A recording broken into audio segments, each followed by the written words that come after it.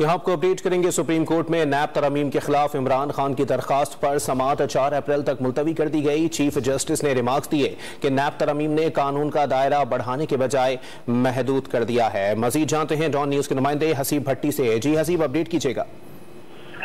देखिए, supreme court ने जो नैब में पैसा जमा हुआ है उस हवाले से जो तफसीलात जो मांगी थी, उसके साथ साथ अदालत ने यह भी कहा कि तमाम का तफसीलात आइंदा समाअत पर जमा करवाएं, फिर जायजा लेंगे।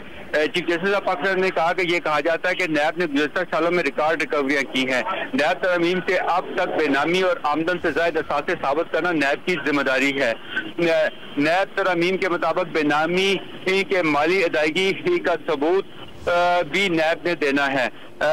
जस्टिस इजाजुल हसन ने कहा कि बेनामी जायदादें बनाने वाले की माली अदायगी का रिकॉर्ड साबित करना ही के लिए केस बनाया जाता है।